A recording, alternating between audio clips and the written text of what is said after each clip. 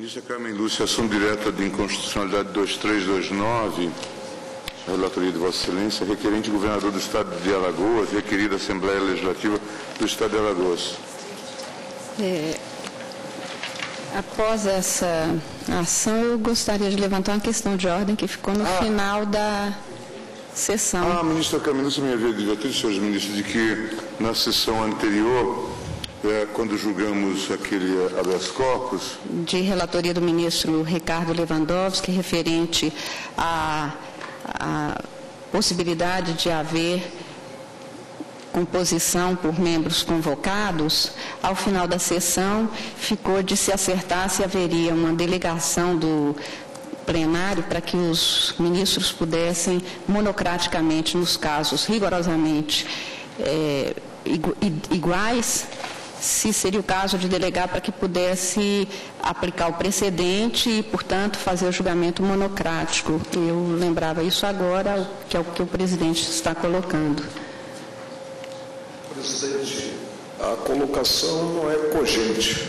Não, claro, nunca foi. Não, exatamente. Eu lembro a primeira vez que nós deliberamos sobre esse tema, se deu no caso da penso, presidente, que ante jurisprudência do Supremo, do plenário, de início, é dado ao relator a atuar. Mas, em se tratando dessa ação nobre, voltada a preservar a liberdade de ir e vir do paciente, também assento que o único órgão competente é o colegiado, é o órgão representado pelo colegiado, não havendo campo, portanto, para uma atuação monocrática.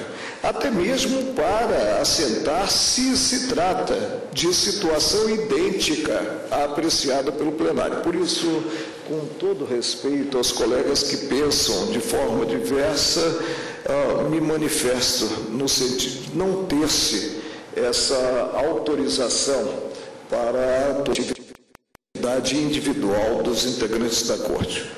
Eu só estava a relembrar que acho que é a primeira vez que nós deliberamos nesse sentido, no caso da progressão de regime, né, porque também ali nós tínhamos uma série de habeas corpus de idêntico teor, e aí o tribunal entendeu recomendável aplicar a fórmula do artigo 557. Né? E também no ano passado, ministro, houve quanto à prisão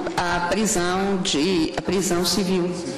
Quando a prisão civil também foi delegado pelo plenário. Entendeu-se também cabível. No caso, me manifestei foi contra, exatamente, com a idêntica coerência e coerentemente.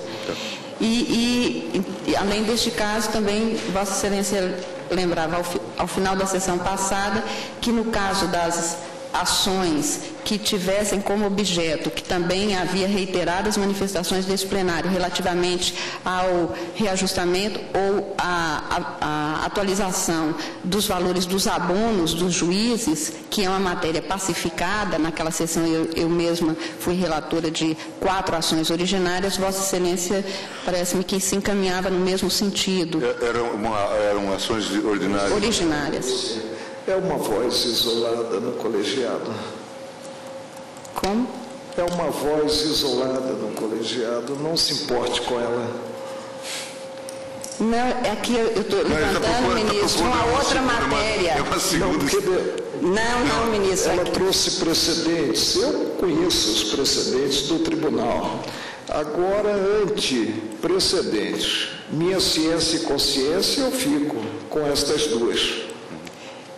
É que, não, ministro, apenas queria retificar ou esclarecer, é que, além daquele caso, agora eu estou trazendo outro caso que o ministro tinha lembrado. Qual é? Que é a questão relativa ao reajuste dos abonos de juízes com base na legislação, na Lei 11.000, alguma coisa, não me lembro bem, que fixou o subsídio dos ministros. Aqui isso já não temos habeas corpus. Não. É um segundo caso. Ação originária. Eu peço são ações originárias. Vamos manifestar sobre isso. De forma contrária. De duas, uma. ou temos autorização regimental e legal para atuar no campo monocrático ou não temos. E aí não cabe, a meu ver, ante casos ou situações concretas, ter-se uma regência especial, principalmente sem passar a matéria pela Comissão de Regimento Interno. Ministro Toffoli. Senhor presidente, eu peço o vênio ao eminente ministro Marco Aurélio para, nas duas questões de ordem levantadas pela ministra Carmen Lúcia, acompanhá-la. Também. Data vênia. Ministro Brito. Penso data vênia. Ministério. Ministro. Também eu, senhor presidente, tenho inclusive decidido monocraticamente com apoio nessa delegação regimental, cuja legitimidade jurídica foi reconhecida pelo plenário desta Corte no agravo regimental em mandado de segurança número tal, de que foi relator o eminente ministro Ricardo Lewandowski. E de qualquer maneira, não se afeta o princípio da colegialidade por uma razão simples. Sempre haverá recurso para o órgão colegiado a quem competirá, então, exercer o poder de reexame, de revisão daquela decisão monocrática. Pedindo vênia, senhor presidente, eu acompanho a eminente relatora. Portanto, fica aprovada a proposta da ministra Carmen em relação à decisão tomada no habeas corpus.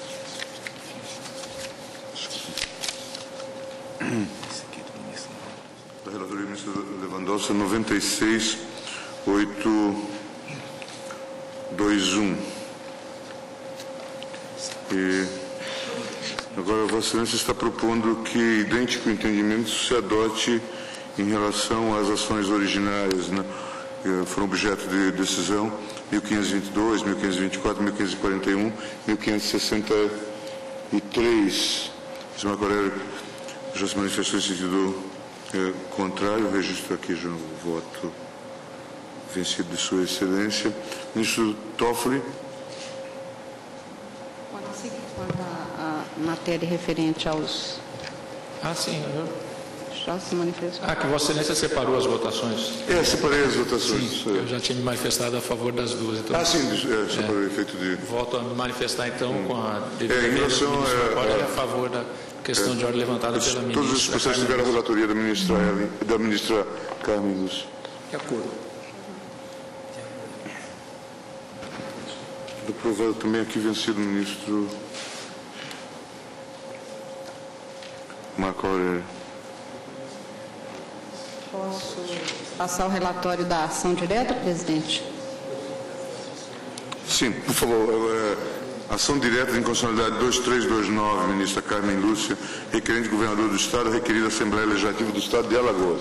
Obrigada, presidente. Ação direta de inconstitucionalidade que foi ajuizada pelo governador de Alagoas em 16 de outubro de 2000, questionando a validade constitucional da Lei Alagoana 6153, daquele mesmo ano, que estabelece a criação do programa Leitura de Jornais e ou Periódicos em Sala de Aula, coordenado e orientado pela Secretaria de Educação do Estado. Está transcrito no relatório, vou ler apenas algumas passagens para dar ideia do que é este programa, desenvolvido a partir da promulgação da lei, englobando primeiro e segundo graus dos estabelecimentos de ensino da rede oficial e particular do Estado de Alagoas. A avaliação do programa no primeiro ano de implantação seria efetivada no currículo escolar da rede oficial e particular de ensino em Alagoas. Determinou-se por aquela lei que as empresas que editam jornais do Estado ficariam obrigadas a atender as unidades da rede pública de ensino, com 2 exemplares, e que as escolas particulares teriam que adquirir 4 exemplares semanalmente. Estabeleceu-se ainda a atribuição à Secretaria da Educação para que se adotassem as providências necessárias para a implementação do programa. O senhor governador alegou que o diploma impugnado, que é de origem parlamentar, padeceria do vício de inconstitucionalidade formal, porque apenas lei de sua iniciativa poderiam ser criadas para estabelecer atribuições à Secretaria Estadual de Educação, na forma do disposto no artigo 61, parágrafo 1º, inciso 2, alíneas A e E, combinado ainda com o artigo 25 da Constituição. Acrescentou que teria havido ruptura ao princípio na sistemática da Constituição Federal relativamente à competência do chefe do Poder Executivo para estabelecer as atribuições de uma Secretaria de Estado, o que importaria em desrespeito ao princípio da independência e harmonia dos poderes. Requeriu a suspensão da lei e a declaração de inconstitucionalidade em julgamento de mérito. A Assembleia Legislativa Alagoana salientou o caráter sociocultural daquela lei e, portanto, a ausência de interesse de agir do governador. O advogado-geral da União manifestou-se pela improcedência da ação, ao argumento de que o diploma não teria determinado a criação de novos cargos, porque haveria uma autorização meramente formal, e a Procurador-Geral da República opinou pela declaração de inconstitucionalidade formal da lei, e este é o relatório, senhor presidente. E o voto, Vossa Excelência? Presidente, eu estou, já adianto que votando no sentido de, na esteira da jurisprudência do Supremo, votar pela procedência da presente ação pela inconstitucionalidade formal. Saliento meu voto que o governador afirma que essa lei não é de sua iniciativa, que traz, sim, ônus, determina, inclusive, formas de aplicação orçamentária, sem que ele tenha participado, portanto, do processo legislativo pela sua iniciativa, e que, a despeito da boa ideia em que isso constitui, determinou não apenas que a Secretaria de Educação daquele Estado adotasse providências, assumisse novas atribuições, assumisse os ônus da implementação desse programa, além do que determinou também para as escolas particulares que tivessem que adquirir jornais e periódicos, e, neste sentido, nós já temos alguns precedentes, por exemplo, no julgamento da ação direta de inconstitucionalidade 8, entre outros que cito, no qual se discutia a constitucionalidade de lei gaúcha de origem parlamentar, que instituía o Polo Estadual de Música Erudita, também considerado pelo relator uma boa ideia, mas que afrontaria o artigo 61, parágrafo 1º, inciso 2, a linha E da Constituição. Naquela lei se tinha exatamente, consignando tal como a atual, novas atribuições a órgãos estaduais e fixação de forma de dotação orçamentária para a execução do programa. Naquela ocasião, o ministro Gilmar Mendes considerou exatamente, em seu voto, que não havia como se ter na espécie o aproveitamento da lei em razão dessa ruptura do respeito ao princípio da separação de poderes.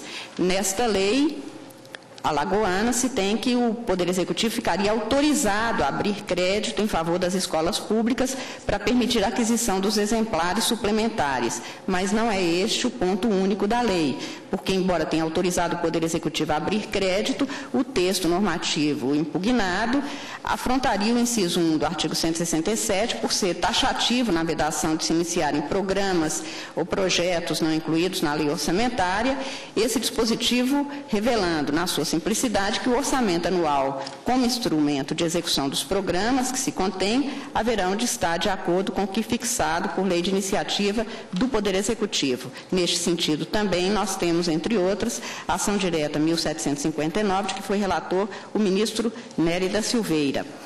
Também chama atenção para a circunstância que a lei alagoana circunscreve seu alcance aos estabelecimentos de ensino de primeiro e segundo graus, tanto da rede pública quanto da iniciativa privada, e, portanto, neste caso, impõe aos donos de escolas privadas obrigações, tanto quanto impõe às próprias empresas de jornais ter que ceder pelo menos alguns exemplares para todas as escolas, tanto da rede municipal, quanto da rede pública, quanto da rede particular. E, neste caso, de alguma forma, interfere diretamente tanto na livre iniciativa quanto no desempenho de entidades particulares. Daí porque, como disse, na esteira da jurisprudência deste Supremo Tribunal, eu estou votando no sentido de julgar procedente a ação. Chama atenção ainda no meu voto, senhor presidente, que considero extremamente louvável a iniciativa. Apenas a forma adotada em termos da feitura da lei não atende às prescrições constitucionais. Esta é a razão pela qual, como disse, voto no sentido de julgar procedente para declarar inconstitucional a lei. De acordo, senhor presidente. Eu também, é evidente, o vício formal.